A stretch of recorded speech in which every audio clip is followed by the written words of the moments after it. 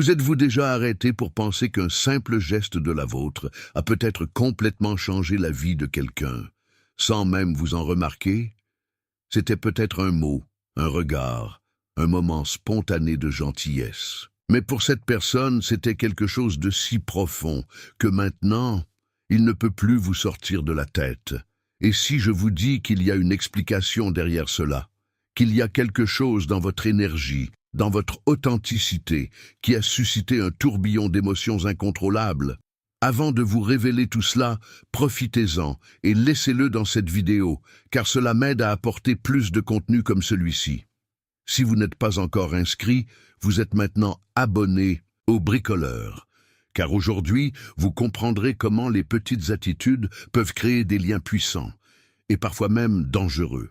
Maintenant, dites-moi ici dans les commentaires, avez-vous remarqué que quelqu'un agissait étrange autour de vous, comme si vous étiez complètement fasciné par vous? Commentez « It's Is It Carrot Too » si vous avez vécu ceci, ou « Je veux en savoir plus » si vous voulez savoir comment tout cela fonctionne. Je vais lire les commentaires et interagir avec vous. Parfois, un geste apparemment insignifiant peut avoir un impact gigantesque sur sa vie. Cela peut être un regard sincère, un sourire spontané ou un mot d'incitation au bon moment. Ce qui pour vous a peut-être été naturel et inhabituel, pour quelqu'un d'autre, c'est peut-être l'étincelle qui a brûlé un tourbillon d'émotions. Beaucoup de gens vivent invisibles au milieu de la routine, dépourvus d'attention et de gestes d'empathie. Lorsque vous agissez de manière authentique et sans prétention, cela finit par exciter des sentiments profonds, car ce moment simple peut représenter quelque chose qu'il aspirait depuis longtemps. La puissance de cet impact est sur la spontanéité. Si c'était quelque chose de répété ou de forcé, il n'aurait pas le même effet. La vraie connexion survient lorsque l'essence de quelqu'un en touche une autre sans prétention ni effort. Et c'est pourquoi certaines personnes deviennent obsédées par vous sans même réaliser pourquoi. Vous étiez juste vous-même, mais pour eux, c'était la première fois que quelqu'un les voyait vraiment au-delà de la surface. C'est la racine de la fascination, un petit geste qui remplit un vide émotionnel qu'ils ne savaient même pas qu'ils avaient. Mais que faire lorsque cet impact se transforme en une connexion intense? Comment gérer le fait que c'était simple et que vous passiez pour vous, tandis que pour l'autre est devenu un tournant dans la vie? La réponse est en équilibre. Comprendre l'effet que votre présence a sur les autres est crucial pour faire face à ces situations à l'échéance et à la responsabilité. Vous pouvez reconnaître et même apprécier cet impact sans lui permettre de devenir un fardeau ou une prison. Il y a des gens dont la simple présence modifie l'atmosphère d'un environnement. Ils n'ont rien à faire d'extraordinaire, votre énergie parle pour vous-même. Si vous avez déjà réalisé que certaines personnes se sentent magnétisées par vous sans explication logique, c'est parce que leur fréquence résonne avec quelque chose en eux qu'ils ne comprennent même pas. Cela peut être votre authenticité, votre calme, votre intensité émotionnelle ou même la façon dont vous voyez le monde. Certaines personnes passent leur vie à chercher ce genre de connexion sans jamais le trouver. Alors, quand ils le ressentent enfin venir de vous, l'effet est balayé. Ce magnétisme n'a rien à voir avec le look ou le statut, mais avec la façon dont vous vous comportez et communiquez. Les personnes qui portent une énergie unique ont un impact plus important qu'ils ne le pensent. Pour quelqu'un qui a émotionnellement nécessiteux ou qui n'a jamais vécu une véritable connexion, croiser avec une personne comme vous peut être transformatrice. Le problème est que cet enchantement va souvent au-delà de la limite d'admiration et devient une obsession silencieuse, un désir inconscient de se nourrir de l'énergie que vous émane naturellement. La grande question est, comment gérer cet effet sans se sentir dépassé? La réponse réside dans la compréhension de son propre pouvoir. En reconnaissant que vous suscitez des émotions profondes chez les gens, vous pouvez fixer des limites saines et éviter les relations qui deviennent suffocantes. Vous n'avez aucune obligation de correspondre à tous les sentiments qui sont en train de susciter dans les autres, mais peuvent être conscients de l'impact qu'il a et d'utiliser cette conscience pour maintenir des relations équilibrées et saines. La ligne entre l'admiration et l'obsession est beaucoup plus rapide que nous ne le pensons. Au début, tout semble sain. Quelqu'un est enchanté par leur façon d'être, leur véritable attention ou la façon dont vous faites preuve d'empathie. Mais pour certaines personnes, cet enchantement devient incontrôlable. Ce qui était une simple attraction devient une nécessité, une fixation. Ils commencent à interpréter chaque geste qui leur est propre comme un signe spécial, chaque mot comme une promesse voilée, et quand ils réalisent, ils ont déjà construit dans leur esprit un monde où vous êtes la pièce centrale. En effet, lorsque quelqu'un est émotionnellement vulnérable, toute démonstration d'affection peut être interprétée comme quelque chose de beaucoup plus grand qu'elle ne l'est vraiment. Quelqu'un qui n'a jamais reçu un regard prudent peut vous voir la première personne qui compte vraiment. Et cela peut être dangereux, car des sentiments intenses sont souvent accompagnés d'attentes irréelles.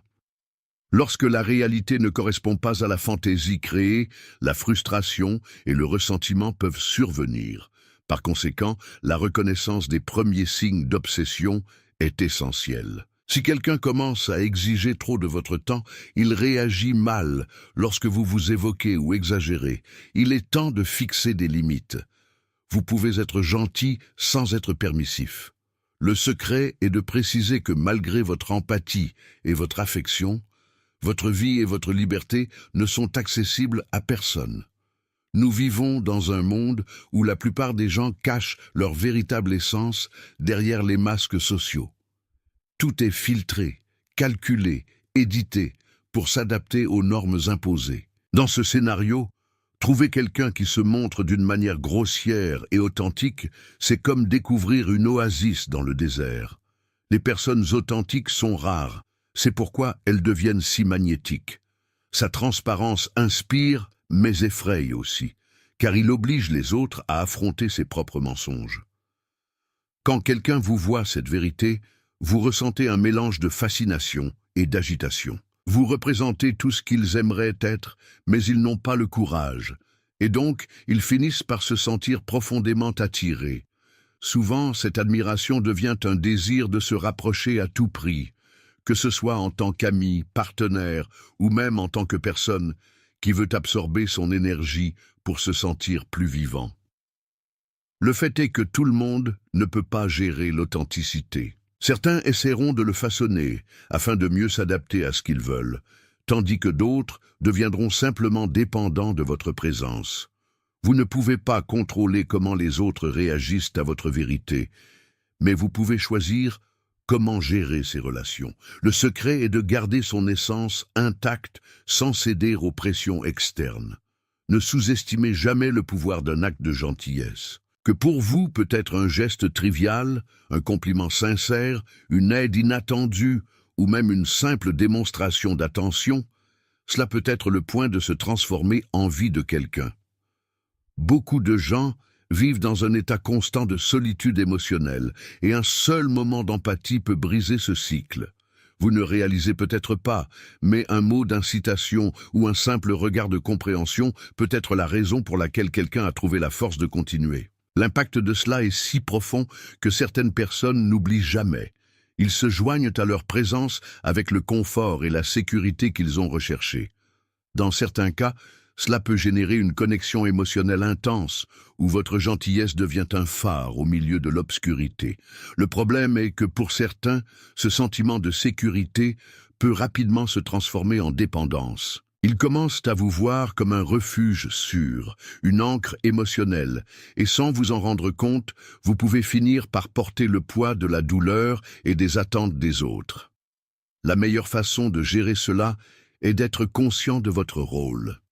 Vous pouvez être une influence positive sans assumer la responsabilité du bien-être émotionnel de vous autour de vous.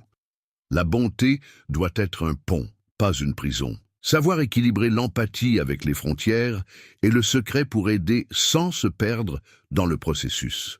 Certaines personnes ont une présence qui apaise, attire et en même temps malaise autour d'eux.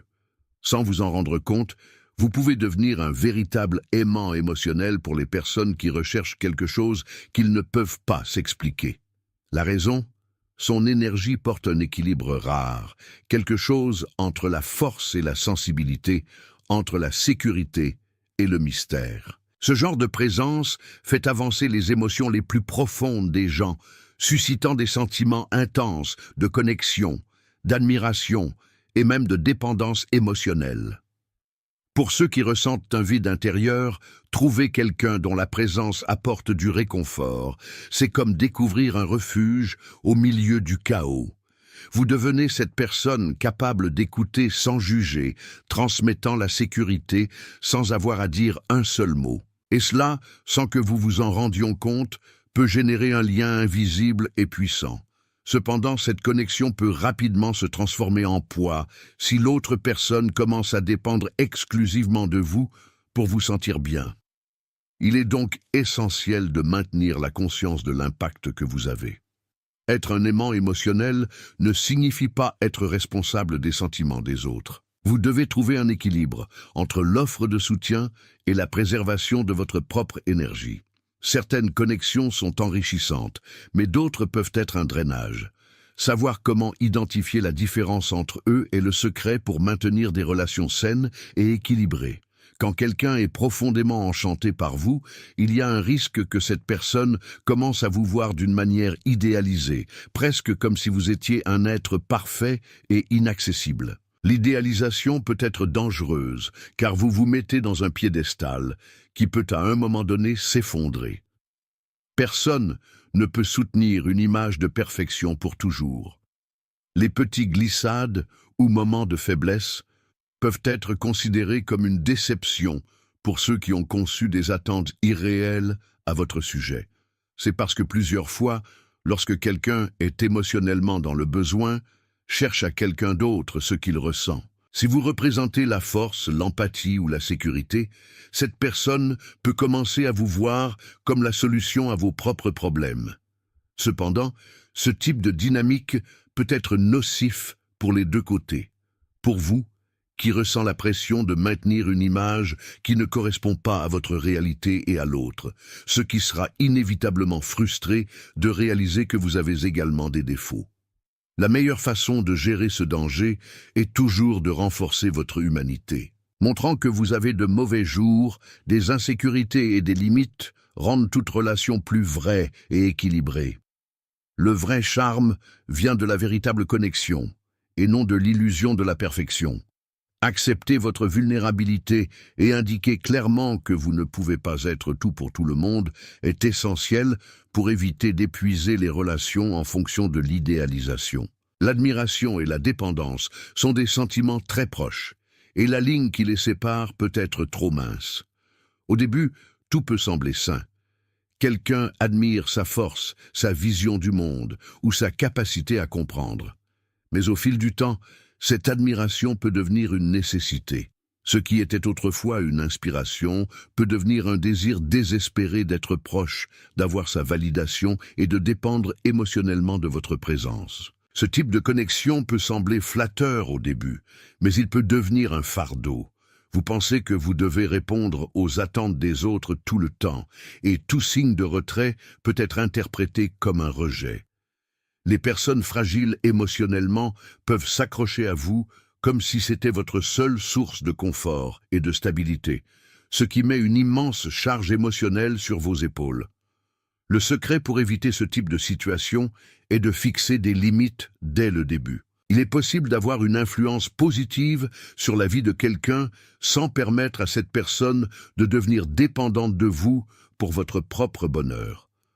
Maintenir une communication claire, encourager l'indépendance émotionnelle et se rappeler constamment que chacun est responsable de sa propre croissance est des étapes fondamentales pour éviter les relations toxiques basées sur la dépendance. Toutes les connexions intenses ne se traduisent pas par une obsession ou une dépendance émotionnelle.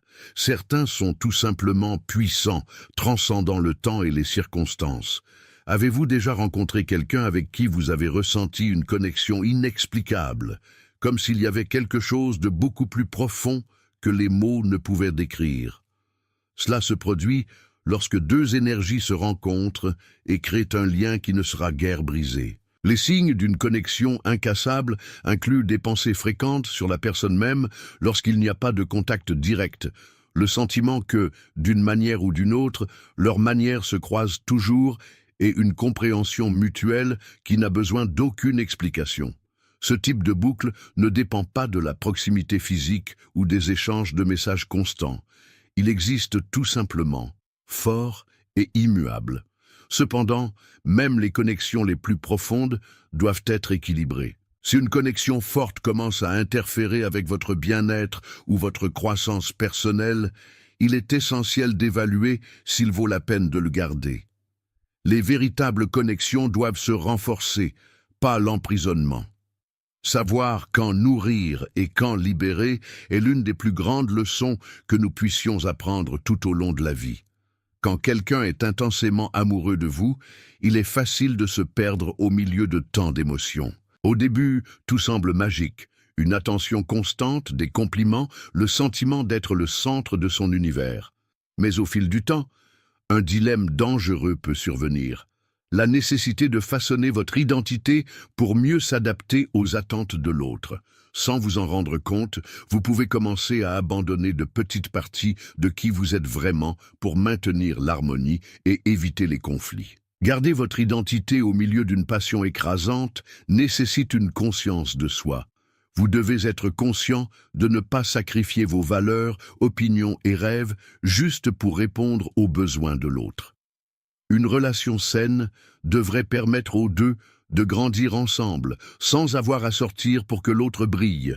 Un bon moyen de vous assurer que cela est toujours de vous réserver des moments, de vos passions et de votre indépendance. Le maintien des amitiés, des passe-temps et des projets individuels renforce votre identité et vous empêche de vous perdre dans la relation.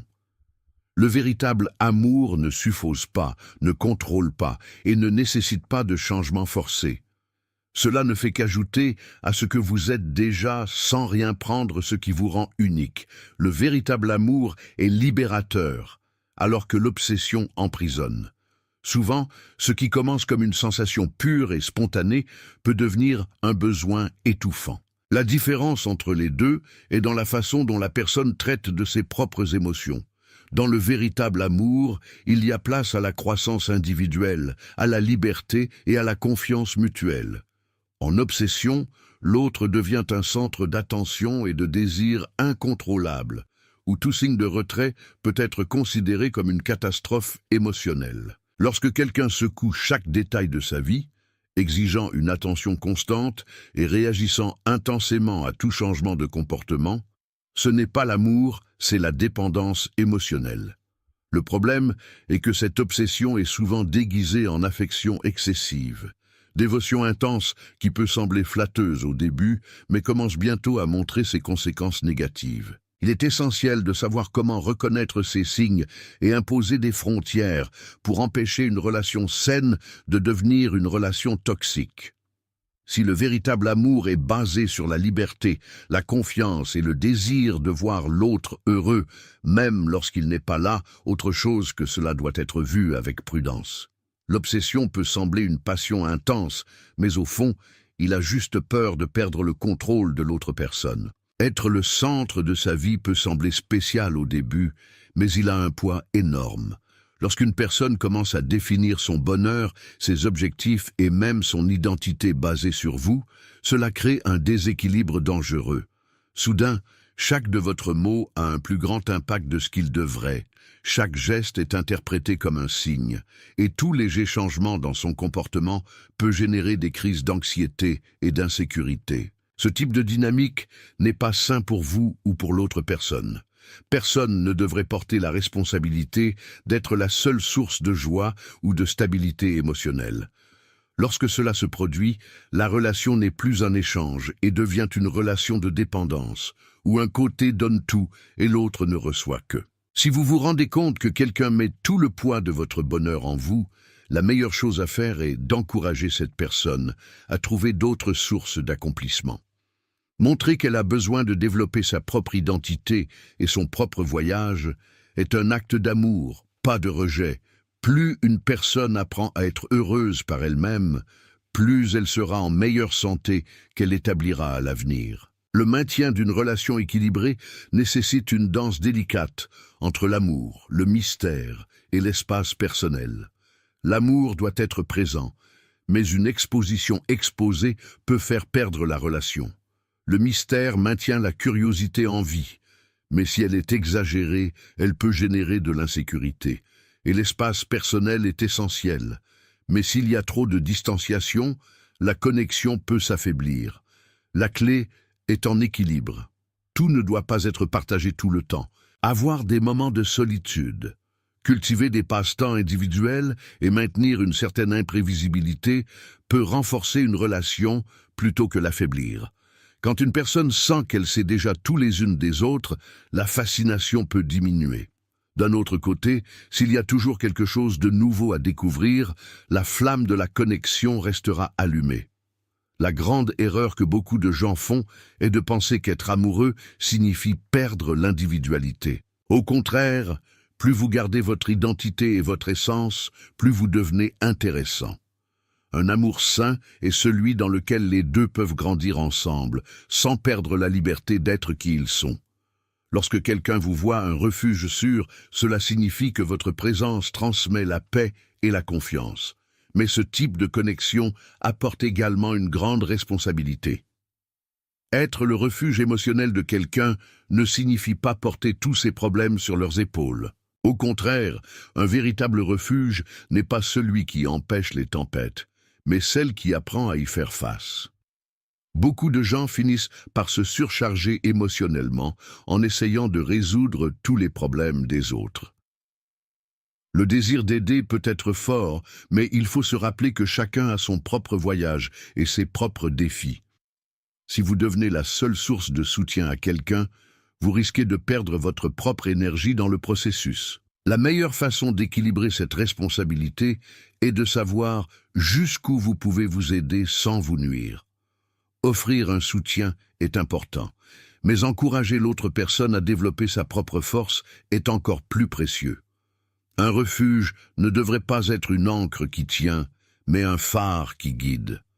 Lorsqu'une connexion intense se produit, beaucoup de gens se demandent s'il s'agit du destin ou simplement d'une coïncidence. Certains croient que certaines âmes sont prédestinées à se rencontrer, tandis que d'autres voient les relations à la suite des choix et des chemins que nous prenons. La vérité peut être entre les deux extrêmes. Ce qui compte vraiment, c'est comment cette connexion sera menée à partir du moment où elle deviendra consciente. Vous avez le pouvoir de décider si cette relation suivra un chemin sain ou deviendra destructeur. Quelle que soit la façon dont cette connexion a commencé, son avenir dépend des décisions que prennent les deux parties. En fin de compte, plus important que de croire au sort est d'avoir la clarté que chaque relation a besoin d'équilibre, de respect et de croissance mutuelle. Si cette connexion vous fait du bien et ajoute à votre vie, cela vaut la peine de le cultiver.